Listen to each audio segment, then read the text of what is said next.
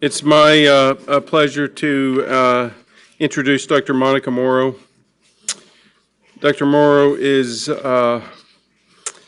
from Memorial Sloan Kettering. She grew up in suburban Pennsylvania, did her undergraduate at Penn State, and did her medical school education at Jefferson Medical College in Philadelphia. She went on to do her internship and residency in Vermont, at Burlington, Vermont, at Medical Center Hospital of Vermont, and then did a clinical fellowship at Memorial Sloan Kettering in surgical oncology.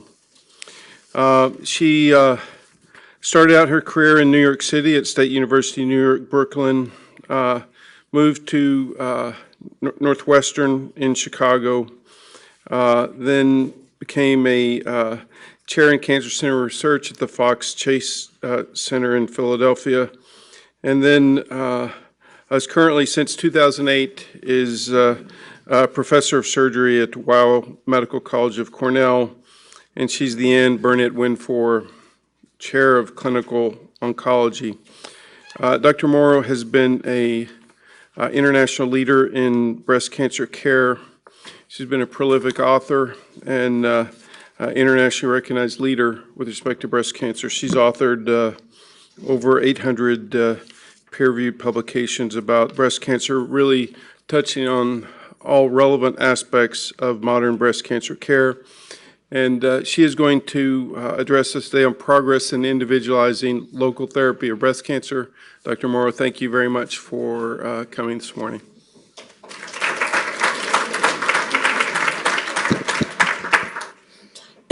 Thank you very much for that kind introduction. It's a pleasure to be here and to have the opportunity to talk to you about a subject that's near and dear to my heart. However, it is also my experience that most people who don't do breast cancer don't like it at all. And that includes most house staff, because they think it keeps changing. They also think that the surgery is piddling surgery that anyone can do, but usually those people who think that are among the worst breast surgeons that you've ever seen. But that is another story. However, when it comes to thinking about the intellectual framework that informs what we do in breast cancer, I would say of anything we do in surgery across the spectrum of general surgery, breast cancer is the most evidence-based care that we have based on high-quality level 1 evidence from prospective randomized trials. So when I talk to you today about changes in the therapy of breast cancer, what I'm going to try to do is set this in the context of what we have believed about breast cancer biology, so that hopefully it's a framework that makes it make a little more sense. So why should we be thinking about changing the local therapy of breast cancer? Well, most of the trials that have led to the management of breast cancer today are now 30 and 40 years old. And what we believe about breast cancer biology has changed dramatically in the last 30 to 40 years. In addition to that, as I will show you, the cancers that we see today are smaller. They have a lower nodal disease burden, secondary to the widespread uptake of screening mammography in this country, and the diffusion of systemic therapy in breast cancer has had a dramatic impact on local regional recurrence. So if we go back to the beginning and think about what we originally believed about breast cancer biology, and in fact what many people still believe, it's the so-called Halstedian theory, which was, although the disease extends from the cranium to the knee, breast cancer in the broad sense is a local affection. And if you believe that, then it makes sense that a bigger surgery is a better surgery, and it was from this theory that the classic radical mastectomy was derived. Unfortunately, if you look at the outcome of radical mastectomy, and this is a classic study done at Memorial Sloan Kettering on patients treated in the early 1940s, and you can see that what was good about radical mastectomy was that even with the advanced disease seen in 1940, you could get it off in about 90% of patients. But if you look at what happened at 30 years of follow-up, only 13% of patients were disease-free survivors. More than half of them had died of their disease. So bigger just didn't work. And the next major change in our thought about surgical biology came from Dr. Bernie Fisher, who set forth the so-called systemic disease hypothesis, which basically said, What happens in breast cancer is determined by the phenotype of the disease at presentation. It's either metastatic or it's not. And if you believe that, then what you do in terms of loco-regional surgery isn't going to make a big difference. Now, a lot of surgeons really didn't like this theory when he first proposed it because it minimized the importance of surgery. But in fact, this systemic disease theory has led to virtually everything we do in modern breast cancer treatment today. It opened the door to breast-conserving surgery, it led to the use of adjuvant systemic therapy, and it indirectly resulted in the switch from radical mastectomy to modified radical mastectomy, which opened the door to immediate breast reconstruction. But although Dr. Fisher was correct about many things, there was one thing he was not correct about, and that is that local control actually does impact survival.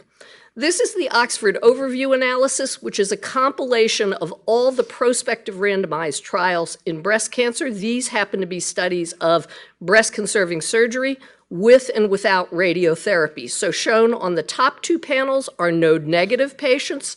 Shown on the bottom two panels are node-positive patients. And what you see is that what we've known for a long time, radiotherapy, shown in the blue lines, improves local control, which is the first panel. But the unexpected benefit was that it also improves breast cancer-specific survival when you get out to 15 years of follow-up. And that's true not only in node-negative patients, but in node-positive patients as well, where you might expect systemic disease was more likely. So that led Sam Hellman to propose the so-called spectrum hypothesis, namely that some breast cancers are local or loco-regional at presentation, and what you do surgically here does impact survival in these, but not in the ones that are already systemic. So, in addition to changing our thoughts on biology, breast cancer presentation has changed over time, perhaps more than we think when we just sort of casually don't think about it. So if you go back to NSABP B04, which was a classic trial of radical mastectomy versus total mastectomy alone, you can see that the mean size of tumors of patients randomized into this study was 3.3 centimeters. Fast forward to the ACOSOG Z11 study, which I'll talk about a little later, and tumor size now in the late 1990s, early 2000s has basically been cut in half to 1.6 centimeters. And if we look at nodal burden, in B06, which was the proof of principle trial for breast-conserving therapy, you can see that only 25% of patients had clinical stage 1 breast cancer who were randomized into that study, compared to B32, which was the proof of principle trial for sentinel node biopsy, where that number has now gone up to 80%. So disease burden has changed considerably. Interesting. All right, I guess this is a sign I'm supposed to stop talking.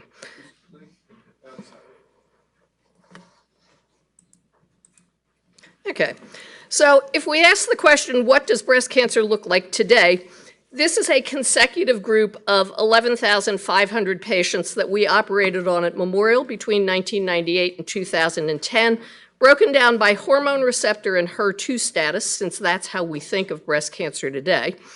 And you see, first of all, that about 3/4 of breast cancers have the favorable subtype of hormone receptor positive, HER2 negative. That if you look across the spectrum of subtypes, the mean tumor size was only about 1.6 centimeter, and anywhere from 1/4 to 36% of patients had nodal macrometastases. But of those patients who had nodal metastases, the vast majority of them had fewer than 4 positive nodes. So keeping all that in mind, if we think about what drives surgical management of breast cancer, when we ask the question, what determines local control, the surgical answer has traditionally been disease burden, and disease burden, and that's how we make decisions about surgery. So what has changed? Well, one of the most important things that has changed is the recognition that breast cancer is biologically heterogeneous in both its systemic and its local outcomes. So this is a very famous piece of work by Sorley in Peru, which demonstrated that what we call breast cancer is in fact a series of genetically distinct diseases. And if you look at the outcomes of those diseases, and this is disease-free and overall survival, they are dramatically different. So shown in the blue line are the luminal A cancers, which are clinically approximated as hormone receptor positive, HER2 negative. And shown in the pink line are the so-called basal cancers or triple negative cancers, meaning ER, PR, and HER2 negative. So you can see that the prognosis of these is vastly different. And for years now, medical oncology has stopped doing adjuvant trials where all breast cancer is lumped together, and the studies are subdivided based on these subtypes. Well, it turns out that these subtypes are important not only for survival outcomes, they also influence local recurrence. So this is a meta-analysis of 7,000 patients. Here's breast-conserving therapy, and what we're comparing are the non-triple negative to the triple negative cancers. And what you see is that the relative risk of local recurrence in the non-triple negative cancers is half that of the triple negative cancers.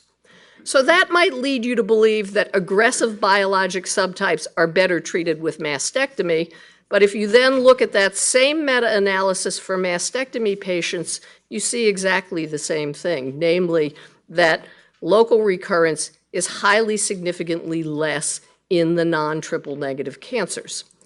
And this is such a fundamental property of these cancers that if you look at the smallest screen-detected cancers we can find, so these are patients with tumors a centimeter or less in size, down to microinvasive cancer, who were treated as part of clinical trials, you see the same pattern. Here are the luminal cancers, that is the hormone receptor positive, HER2 negative, lowest rates of local recurrence. Here are the triple negatives. Up here, the highest rates of local recurrence. So part of your local regional outcome is determined by the biology of the cancer, not by how big a piece you whack off. So the second thing that has changed is the recognition that systemic therapy not only improves survival, but it has a major impact on local regional recurrence. So if we again look to the overview analysis, you see that simply by giving 5 years of tamoxifen compared to placebo, you reduce the risk of local regional recurrence by half. If you take a better systemic therapy, the aromatase inhibitor anastrozole, and you compare that to tamoxifen, you now get a further 20% reduction in local regional recurrence. And this is true not only of endocrine therapy for breast cancer, it's true of conventional cytotoxic chemotherapy, where there's a 40% reduction in local regional recurrence compared to patients who don't get chemotherapy. And if you add trastuzumab or Herceptin on top of that chemotherapy, you get another basically 50% reduction. So if you think about the fact that systemic therapy has a major impact on local regional recurrence, and who we treat has changed dramatically over time. So we started out treating only patients with node-positive breast cancer, and then we evolved to treating patients with node-negative breast cancers that were 2 centimeters in size or larger. And nowadays, for the subtypes that we recognize to be aggressive, namely triple-negative cancers and HER2 overexpressing cancers, we generally start giving them systemic therapy when their cancers are 5 millimeters in size or bigger. The type of chemotherapy that we have has improved from the days of CMF to anthracyclines, doxorubicin, to the combination of anthracyclines plus taxanes, and the addition of HER2 blockade in HER2 overexpressing cancers. Endocrine therapy has also changed. Initially, we gave it for a year, then 2 years. For many years, 5 years has been the standard, but now there are newer studies that show that prolonging endocrine therapy to 10 years is of even greater benefit. So the net effect of all of these things is that local regional recurrence has become a decreasing problem. This is a study that looked at about 87,000 patients who were in phase 3 randomized drug therapy trials. So we're going here from 1985 to 2010. And what you see is whether you're talking about chemotherapy in the blue line or endocrine therapy in the green line, that the incidence has decreased so that during that time period, local regional recurrence went from 30% of all recurrences to 15% of all recurrences. So when we think of local control today, rather than simply thinking about disease burden, what we need to think about is the combination of disease burden, the fundamental biology of the tumor, and the quality of the systemic therapy that we have to use, and then ask the question, how can we leverage this knowledge to better individualize treatment and reduce the burden of therapy for our patients? Because if all you do is keep adding and adding and adding more treatment without ever taking anything away, that leads to increased toxicity, increased burden, and in fact, increased cost of care. So I'm going to show you two examples where we have already started to move in the direction of decreasing the burden of treatment related to margins in breast-conserving therapy and the changes in management of the axilla. So we have reached an interesting point in time where we have a very dramatic polarization of breast surgery, where the same patient with an early-stage breast cancer may opt for breast-conserving surgery, as illustrated here, in which case she has a brief outpatient operation. She needs an axillary dissection only if she has metastases in 3 or more nodes, and she routinely needs to get radiotherapy. The same patient may choose to do this, which is a bilateral deep flap, where she has a very long operation, she's in the hospital for 4 or 5 days, recovery is prolonged, any nodal metastases result in axillary dissection, and now radiotherapy is frequent even for these patients. So how did we get there? Well, interestingly enough, for many years, surgeons were blamed for the high rates of mastectomy in the United States. And this is a study that we did a long time ago now, in which we took a population-based sample of women from SEER, and we asked them, within 6 months of their surgical treatment, who made the decision about what operation you should have? Did you make the decision? Was it a shared decision with your surgeon, or did your surgeon make the decision? And then we looked at rates of mastectomy, and we adjusted for all the appropriate things. And what you see is this fascinating pattern that if the surgeon was identified as the primary decision maker by the patient, the mastectomy rate was 5%. If the patient said it was a shared decision, it went up to 17%. And if the patient said, I am the primary decision maker, it then went up to 26%. So mastectomy, at least in this country, is a patient-driven decision. Now, why should that be when we know that survival after breast conservation and mastectomy is equal, and we know that the risk of local recurrence after those 2 operations is equal? Well, one of the reasons, potentially, is that a lot of women undergoing breast conservation require a second surgery to obtain what the surgeon deems to be an appropriate margin. So this is, again, a population-based sample of women from SEER, 800 of them who were treated in calendar years 2005-6. Notice that the rate of successful breast conservation is very high. It was about 88%. But of women who attempted breast conservation, 12% of them were converted to mastectomy, many of them after only 1 attempt at breast conservation, so they probably didn't need that. And even of those who were successful, 22% of them required re-excision, so the net result is that 1/3 of patients needed a second surgery. Patients don't like second surgeries. It's traumatic to them. It's traumatic to their families.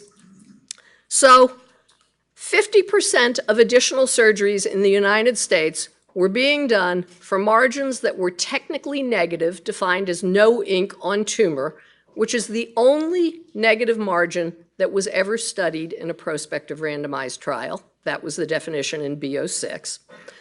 We know that pathology in breast imaging have improved substantially since those trials were launched way back in the early 1970s.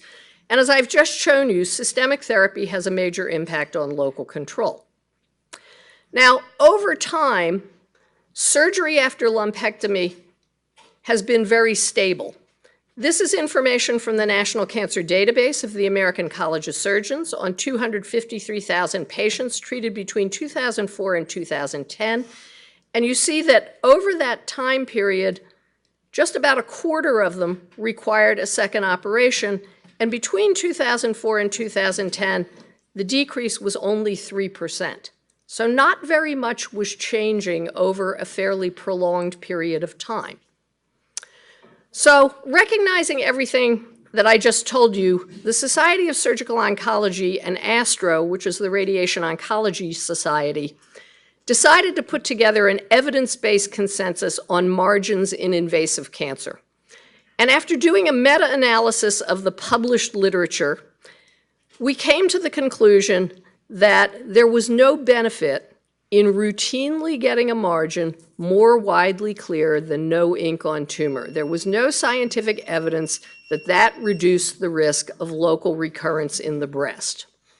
So we presented this information at the end of 2013. We published it in 3 different specialty journals in the first quarter of 2014. So did anybody care? This is a population-based study. Again, this is using the Los Angeles and the Georgia SEER registries, so 2 very different parts of the country, including 2,500 patients and looking at what was their final surgical operation between April of 2013 and April of 2015, so a 2-year period that spanned the presentation and publication of that guideline, which came out somewhere in here in presentation and published up here. And what you see is that over time, the likelihood of second surgery after lumpectomy, that is re-excision shown in the blue, decreased. The likelihood of conversion to mastectomy also decreased. And if we look numerically from the beginning of that study to the end of that study, here you see that there was a fairly dramatic drop in re-excision from 22% to 14%, and that undergoing mastectomy, both unilateral and bilateral mastectomy, decreased from 14% to 4%. And so the net effect of this, if we look at final surgical treatment in this population, was that the use of breast-conserving surgery increased over that time period from 52% to 65% of patients. Unilateral mastectomy fell from 27% to 21%, and bilateral mastectomy also decreased from 21% to 16%, and all these differences were highly significant. So how do we know these changes were due to guideline adoption? Maybe a ray came down into the brain of all breast surgeons in the United States and said, stop doing margin re-excisions during that time period. Well, what we did as part of this study was we got the pathology reports for all patients undergoing a second surgery and looked at whether or not there was a change in the positive margin rate, which of course is an indication for re-excision, and there was not. But what we found was that the change in re-excision was happening for patients with small margins less than a millimeter. In addition to that, we had 905 women with ductal carcinoma in situ who were treated during the same time period.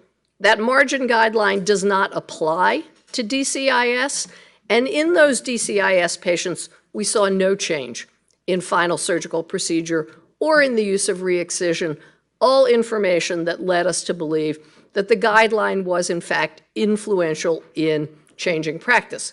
Why could we do that guideline? What made the difference? It's the benefit of systemic therapy in reducing local regional recurrence takes away much of the impetus to obtain big margins. So the margins change is important, but it's a small thing. Where the really big change in breast cancer practice has come is in management of the axilla.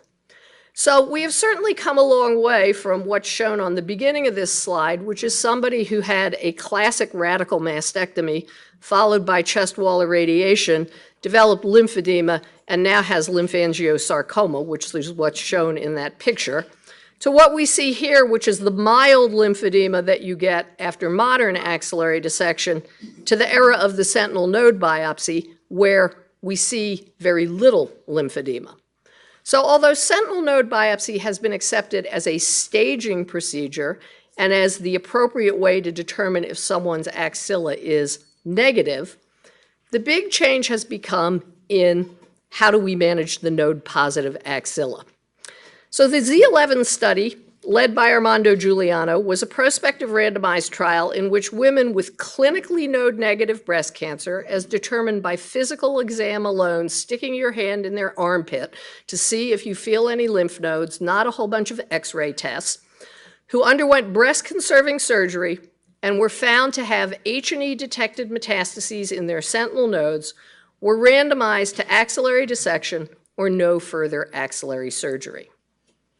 This study was first presented with a median follow-up of 6.3 years, and it showed no difference in local regional recurrence, no difference in disease-free survival, and no difference in overall survival. It was a practice-changing trial, and everyone hated it. Why did they hate it? Well, because I don't have 2 hours to list all the reasons, I will summarize the key reasons people hated it. First of all, they felt that the follow-up was too short. Most of the patients randomized into this study had ER-positive breast cancer, and we know ER-positive breast cancer recurs over a prolonged period of time. It was felt that the patients randomized into the study were an extremely favorable selected population, so this had nothing to do with the patients you see in your office practice on a daily basis. And it was felt that because these were largely ER-positive postmenopausal women, you couldn't apply the results to premenopausal, triple-negative, or HER2-positive patients. Last year at the American Surgical, the 10-year update of Z11 was presented, followed by the survival update at ASCO. So if you look at this slide, here are the results for the first presentation. Nodal recurrence in fewer than 1% of patients. Here we are now with a median follow-up of just over 9 years. You can see that these results have held. 1.1% of patients who did not undergo sentinel node biopsy had a first axillary recurrence, not significantly different than the group who underwent axillary dissection. And most importantly, no differences in 10-year disease-free survival or overall survival between the two arms, much less morbidity if you avoid axillary dissection. So how many patients are actually spared axillary dissection if you apply Z11 in clinical practice? Well, if you look in the published literature from around the world, you can see that these numbers vary enormously, from 9% in Switzerland up to about 75% in a study that was done at the MD Anderson. All of these are retrospective studies where they went back and looked in the medical record and said, oh, this patient either only had 2 metastases in total or only had 2 sentinel node metastases, which is part of the reason why the numbers are so different. So in August of 2010, we abandoned the routine use of axillary dissection in patients who met Z11 eligibility criteria, which means patients who had T1 and T2 cancers that were clinically node negative and were undergoing breast-conserving surgery with planned whole breast irradiation, which is, of course, the standard of care for women under the age of 70, and were found to have metastases in 1 or 2 sentinel nodes. We published our initial experience in 287 consecutive patients, and we found that we avoided axillary dissection in 84% of those women, a real change in our surgical practice. Later this week, we will present the update at the American Surgical of 793 consecutive patients with positive nodes, and those numbers have held. We have avoided axillary dissection in 84%. If you ask the question, can you avoid axillary dissection in high-risk subsets? Here we're looking at women under the age of 50, those with triple-negative cancer or HER2 overexpressing cancer. We had 251 patients who had one or more of those characteristics. Axillary dissection was required in 15% of those. If you look at the average risk women, that is ER positive, 50 years and older, you can see that the number is basically identical. So things that put you at high risk for distant metastases are not a priori a reason to perform an axillary dissection.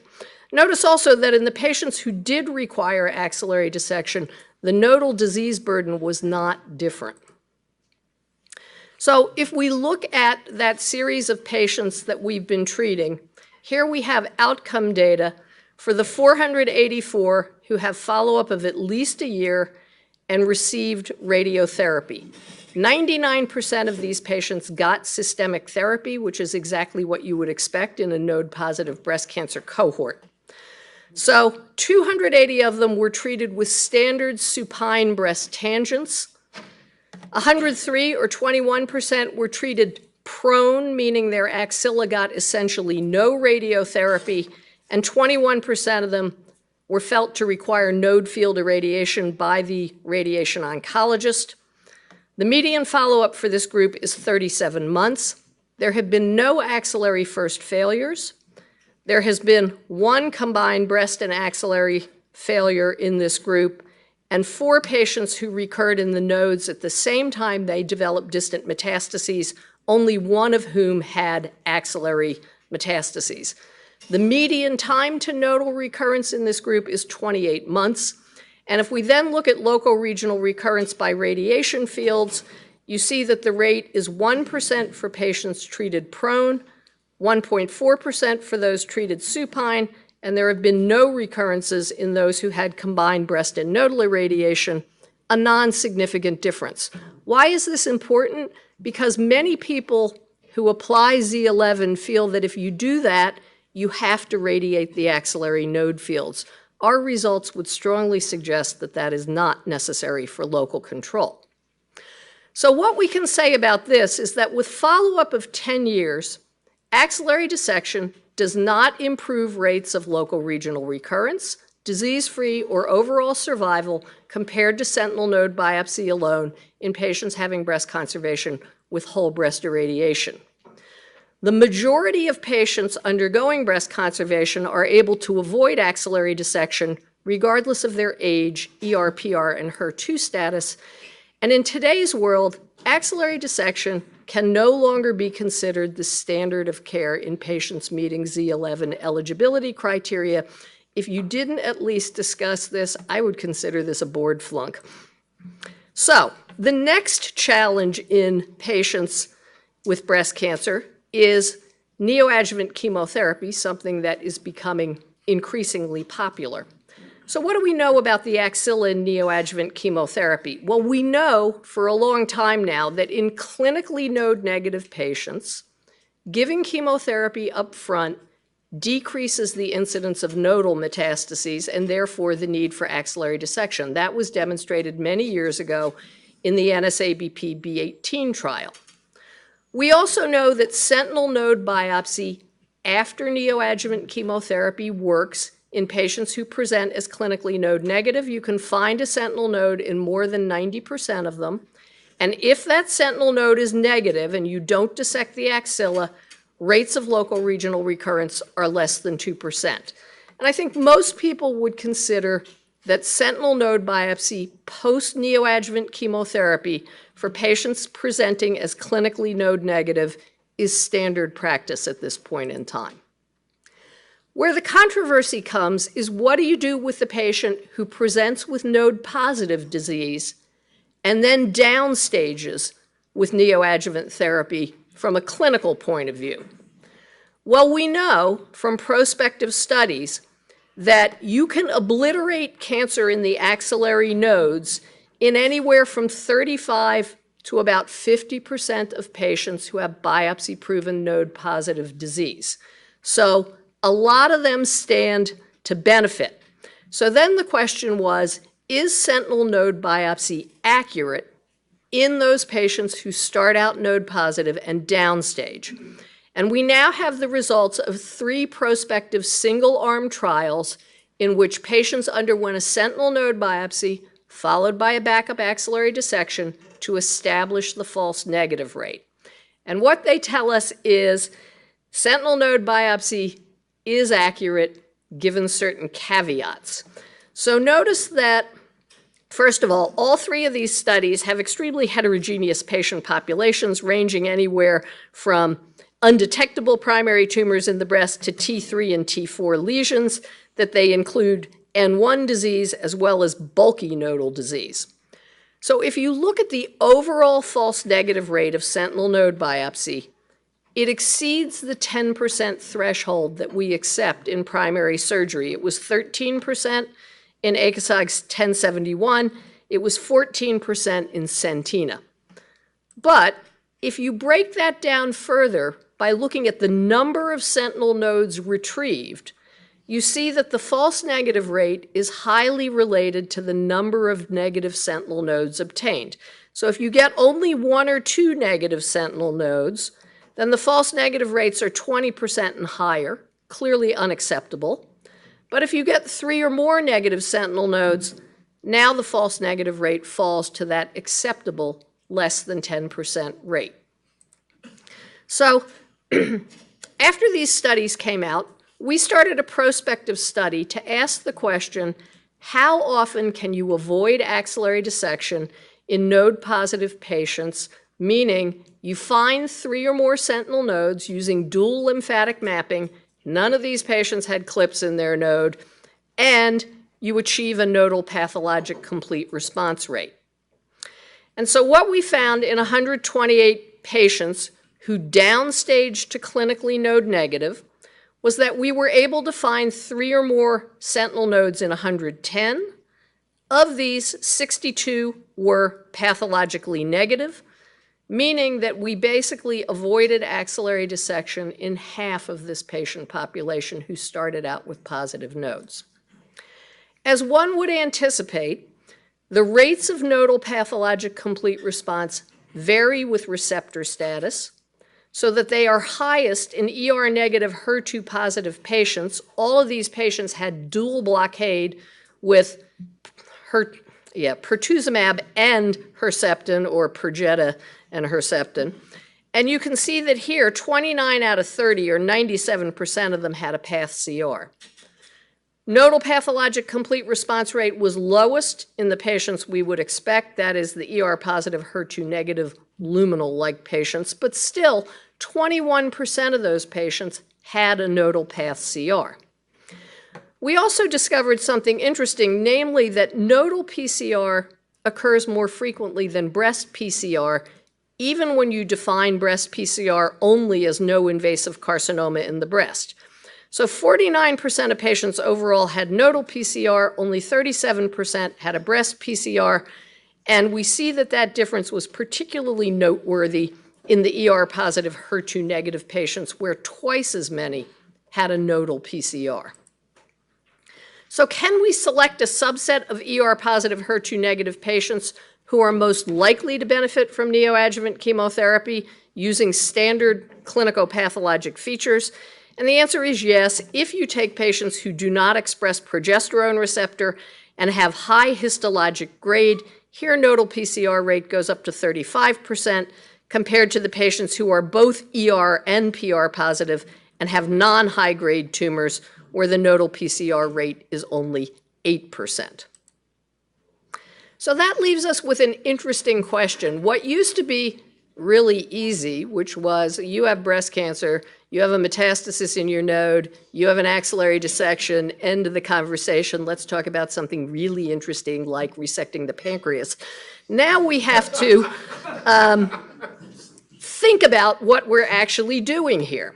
So when you have a patient who's clinically node positive, the only way to avoid axillary dissection is to give neoadjuvant therapy, period. But what do you do if you have a clinically node negative patient? Is the likelihood of avoiding axillary dissection greatest if you operate on them first and do the Z11 approach, or should you give neoadjuvant chemotherapy? So we decided to look at this, and here we're looking at patients who undergo initial breast-conserving surgery. This is a retrospective study of our patient population. So there are 669 of them, and in order to make this comparison between primary surgery and neoadjuvant chemotherapy more relevant, since patients who get neoadjuvant chemotherapy tend to be higher risk, we only looked at patients found to have positive sentinel nodes in the surgery first group. So notice that if you have an ER-positive, HER2-negative cancer and undergo initial breast conservation, your chance of needing axillary dissection is only 15% if you have positive sentinel nodes. On the other hand, if you have neoadjuvant chemotherapy where any disease left behind in your nodes buys you a dissection, it goes up to 34%, a highly significant difference. For the HER2-positive and the triple negatives, no statistically significant difference. So that's breast conservation. If we now look at patients who are undergoing treatment with mastectomy, here we see there's no difference in the ER-positive HER2 negatives. But for the patients who are HER2 positive or triple negative, giving chemotherapy first reduces the need for axillary dissection from 36% to 8% in the case of HER2 positives, and from 25% to 7% in the case of triple negatives. So if we put this into a multivariable analysis controlling for patient age, clinical tumor size, and the presence of lymphovascular invasion, which is a predictor of nodal metastases, what we see is if you look in the ER-positive HER2 negative, if you give chemotherapy first compared to breast conservation in a clinically node-negative patient, you triple the likelihood of axillary dissection. So those patients are better off getting surgery first if they're having breast conservation. For patients who are HER2 positive or triple negative who are undergoing mastectomy, giving neoadjuvant chemotherapy reduces the hazard of axillary dissection by about 80% for the HER2 positives and 75% for the triple negative, a big difference, a better approach in patients who you know are going to get chemotherapy postoperatively anyway. So in conclusion, selecting the approach which minimizes the need for axillary dissection has become increasingly complex and requires that we think about clinical nodal status, which operation is being performed in the breast, and the patient's ER, PR, and HER2 status. And the final message that I will leave you with is that while the rules that we have used for breast surgery and radiotherapy over the past 30 years have served us well and improved patient outcomes, very little of what we believe about breast cancer today was in place 30 years ago. So as therapeutic advances occur, we have to keep evaluating the ongoing necessity for all of our treatment approaches. Otherwise, we are not really practicing multidisciplinary cancer care. We're practicing serial episodic care by different specialties. Thank you again for the opportunity to talk to you about this.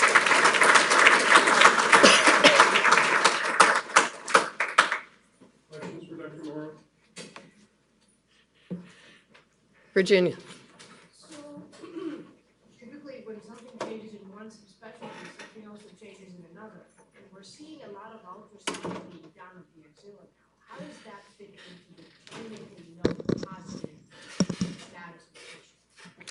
So, what the definition of clinically node positive is a moving target. Classically, it has always been you had palpable nodes, which meant a certain bulk of disease in the axilla that you could feel. But there are certainly practices where they ultrasound everyone's axilla and you find very low volume disease. Personally, I think that's a bad practice.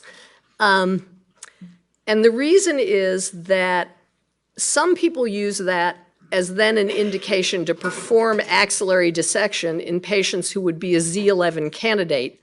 We actually published on that topic because since most of our patients come to us diagnosed at other institutions, many of them come with axillary ultrasounds and in some cases needle biopsies of their nodes. So we looked at whether or not having a positive ultrasound was a predictor that you were going to have 3 or more positive sentinel nodes and therefore should just have an upfront axillary dissection, and it was not.